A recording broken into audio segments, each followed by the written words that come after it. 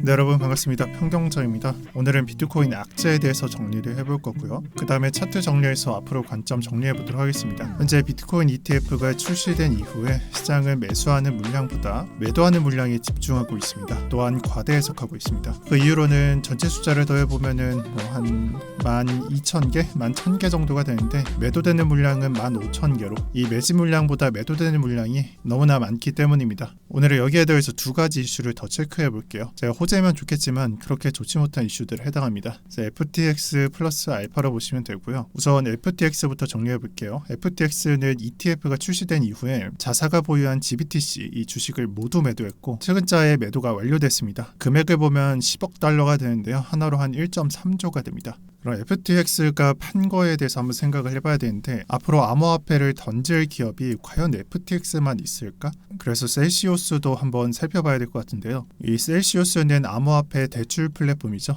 최근에 500억가량의 이더리움을 코인베이스로 입금했습니다. 그래서 18,000개 이더리움이 입금됐고 이전 같은 경우에도 알 수 없는 지갑으로 5만 개가량 이동한 적이 있습니다. 그래서 여기서 생각해봐야 될 게 20년도, 21년도에 불장이었죠. 장이 정말 좋았는데 그때 회사가 생겨나고 그 다음에 암호화폐가 무너지면서 파산을 한 기업들이 많죠. 그런데 문제는 이 파산한 기업들이 지금 셀시우스나 FTX처럼 암호화폐를 거래소로 입금하고 처분한다는 겁니다. 그리고 그 기업은 FTX랑 셀시우스만 있는 게 아니고요. 아마 더 존재할 겁니다. 그렇기 때문에 향후에는 기업에서 암호화폐를 던지는 이 행각이 더 나을 수 있다. 이런 것들에 대한 대비가 필요해 보입니다. 그래서 심각성보다는 간단하게만 살펴보고 갈게요. 두 번째가 오늘 메인 주제가 되는 마운트곡스인데요. 14만 개? 마운트곡스밖에 없는 것 아니야? 아마 이런 생각을 하셨을 거예요. 간단하게만 정리해보면 마운트곡스는 2010년대 초반, 2014년도에 거래소 지갑이 털렸죠. 그래서 80만 개 비트코인이 유실됐습니다. 그리고 그 이후에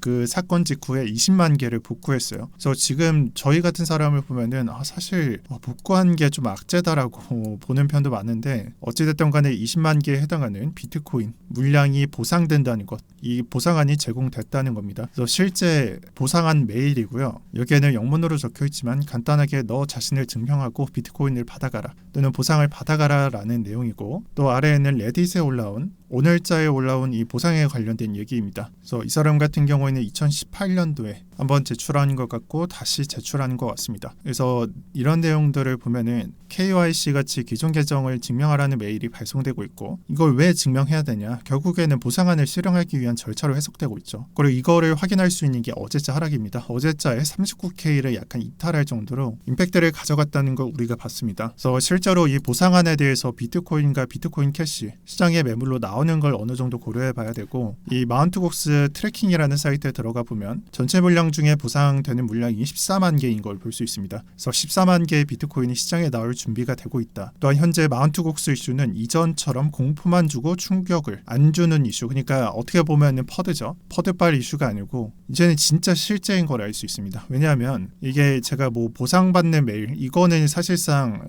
17, 18년도에도 있었고 20년도, 21년도에도 있었지만 이 마운트곡스 하이 레딧에 들어가 보면 실제 보상 받았다 또는 얼마를 받았다라는 레딧이 올라오고 있습니다. 이 스크린샷이 제가 오늘자에 캡처한 거예요. 그래서 나는 방금 받았다라는 거 어제자에 올라왔고요. 그리고 어제자에 나는 이 정도 금액을 받았다. 75만 달러죠. 75만 달러면은 한 9억 정도 되죠. 그래서 투 트랜스퍼라고 나와 있는 건 아마 페이팔에서 자기가 사용하고 있는 은행으로 옮긴 것 같습니다. 그래서 그런 상세 내역이 나와 있고 이게 어제자에 나와 있지만 사실 보상받은 건 1월 18일이 아닐까, 그러니까 일주일 전이 아닐까라고 추측해 보겠습니다. 또한 10일 전에 올라온 페이팔을 이용해서 돈이 들어왔고 나는 환불을 하면서 위와 같이 은행으로 넣었다라는 부분이 확인되고 있습니다.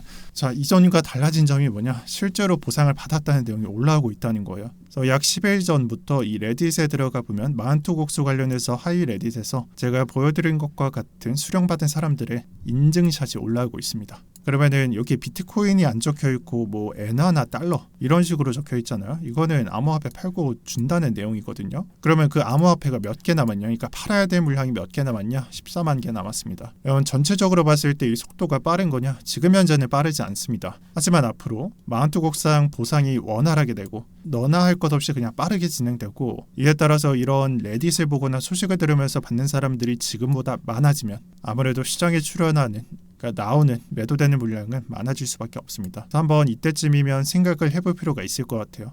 지금 현재 같은 경우에는 그레이스케일이 하루에 뭐 1만 개부터 2만 개 가량을 던지죠. 그리고 밑에 있는 ETF 상장사들, 뭐 피델리티, 블랙락 아니면 모시기, 저시기 등 이런 상장사들이 매입을 하면서 어느 정도는 이 하락세를 줄여주고 있습니다. 뭐 예를 들면 15,000개를 던지는데 12,000개를 매입하면서 또는 더 매입하면서 하락세를 어느 정도 줄여주고 있죠. 하지만 생각을 해보자는 부분은 이 나오는 물량이요, 하루치에 해당하는데 한 일주일 정도 2배가 된다. 그러니까 월화수목금토일 매일 3만 개가 던져진다고 한번 생각을 해보세요. 그럼 과연 시장을 버틸 수 있을까? 아니면 시장이 무너질까? 이런 부분에 대해서 생각을 해보셔야 될 것 같습니다. 왜냐하면 이전과 다르게 마운트곡스의 보상과 여러 폐업한 기업들의 암호화폐 처분이 뉴스에서 볼 수 있을 만큼 현재 진행형으로 실현되고 있기 때문입니다. 그래서 현재까지 정리된 이슈들을 제가 말씀드려봤고요. 이 밑으로는 비트코인 차트 관점을 보도록 하겠습니다. 현재 비트코인은요, 어떻게 보면은 하락분에 대한 618 구간으로서 49K를 접촉한 다음에 지금 현재 약 20%가량 하락했습니다. 저는 개인적으로 한 30%가량이 적정값이라고 봤는데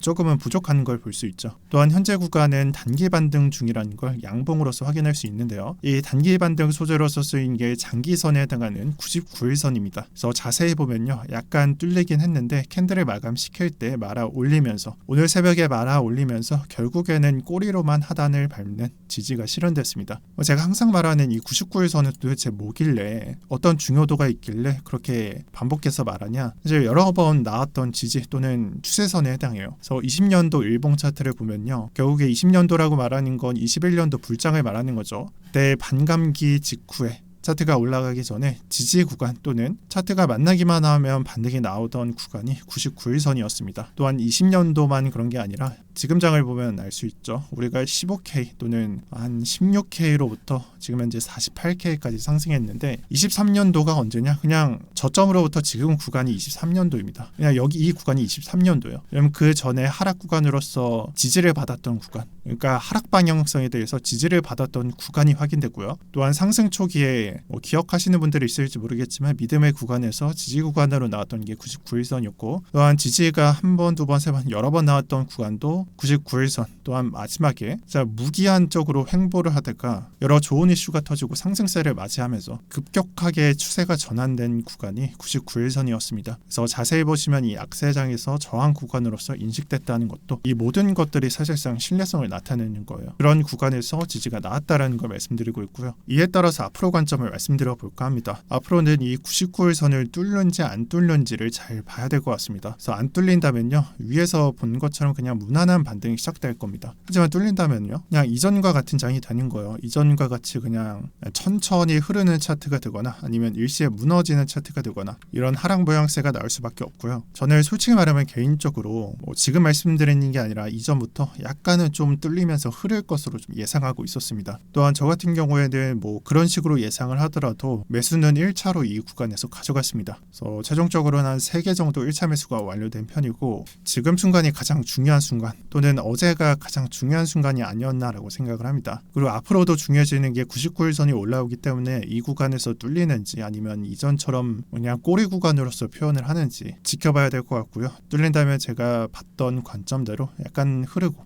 그 다음에 반등이 나온다라고 고려해 보도록 할게요. 그리고 아마 그때쯤이면 2차 매수 들어갈 것 같습니다. 지금까지 말씀드린 게 사실상 가장 중요한 관점이었고, 단기 그림 보도록 할게요. 단기 그림은 일봉에서 4시간 봉으로 넘어옵니다. 여기에는 7일선, 25일선, 99일선이 표시되어 있고요. 일단 지금까지 장세를 한번 볼게요. 단기선 민감도가 가장 높죠. 중기선은 약간 느리고 99일선은 아예 느리고, 이러면 단기선과 중기선이 데드크로스가 되고 단기 하락을 암시했고요. 그 다음에 역배열이 완성되면서 하락 구간이 완성됐습니다. 그 직후부터는 사실상 역배열을 바꾸지 않는 하락 구간이 계속 나오고 있는 거예요. 그래서 단기 구간으로서는 지금 현재도 그냥 방향성이 하락인 거고, 이를 극복하기 위해서는 보조지표를 넘기는 그런 차트가 나와야 되죠. 그리고 지금 순간에 약간 반등이 나오고 있는데, 지금부터는 사실 반등 장세, 그러니까 이 하락 장세를 끝내는 시나리오가 2가지가 예상되는 편입니다. 그래서 첫 번째 시나리오는 어떤 거냐, 지금 99일선을 보면요, 이 캔들하고 이평선하고 거리가 멀죠. 그러면은 이 구간에서 정배열로 바뀌기 위해선 진짜 밑도 끝도 없이 그냥 상승이 나와야 되거든요. 근데 그러지 말고 사실 99일선의 경우에는 특정 구간에서부터 내려오고 있으니까 결국에는 구간을 기다리다 보면 장기 이평선이 내려오고 이격이 줄어들고요. 그 다음에 반등하면서 배열 구조가 달라지는, 즉 정배열로 바뀌는 구간을 기다리고 있습니다. 해당 시나리오가 1번 시나리오입니다. 그럼 왜 이격이 줄어드는 게 왜 좋은 거냐? 당연히 지금 구조보다는 정배열로 바뀌기 쉽기 때문입니다. 그래서 이로 예로 들 수 있는 게 24년도 8월 차트입니다.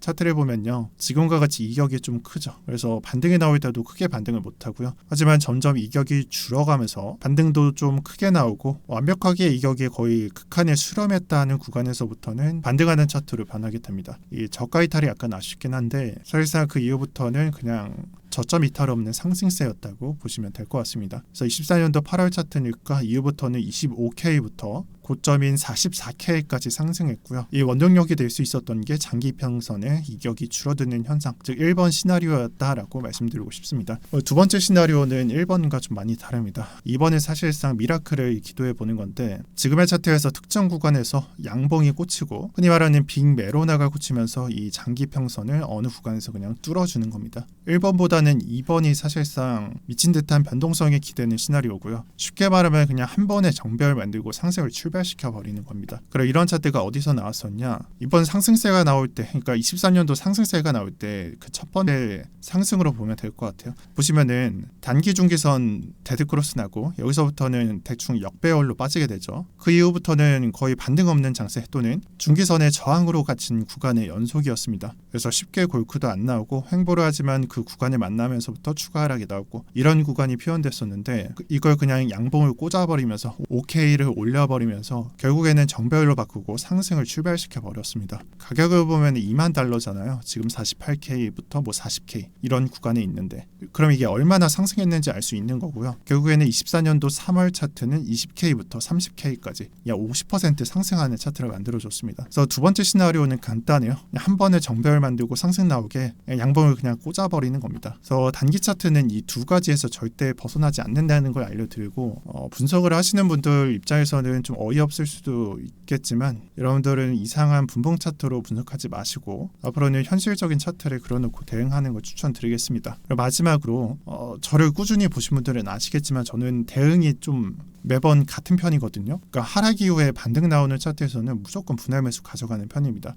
지금도 똑같아요. 분할 매수 가져갔어요. 그러면 지금 현재 구간 어떻게 보냐? 너 현재 구간 어떻게 해석할래? 분할 매수 맞냐? 네, 저는 1차 매수 가져가기 정말 좋은 구간으로서 해석하고 있습니다. 이 관점밖에 현재 보이지 않습니다. 이 말씀을 마지막으로 드리고 싶습니다. 그리고 마지막으로 오늘이 수요일이고 목요일에는 영상이 없죠. 그리고 주말에도 영상이 없어요. 내 차트는 계속 움직이죠. 그래서 영상이 없는 날에는 경제 언어방에 제 관점을 올려드리고 있으니 고정 댓글 참고 좀 해주시길 바랍니다. 여기에 올라오는 내용들이 여러분들하고 공유가 안 돼서 좀 마찰이 있는 것 같습니다. 참고로 고정 댓글에 공유되는 방은 텔레그램 방이고요. 여러분들 플레이스토어에 텔레그램 어플 다운로드 받으면 편하게 그냥 바로 들어오실 수 있습니다. 네, 오늘 영상 여기까지 하겠습니다. 오늘도 평경장이었고요. 시청해주셔서 감사합니다.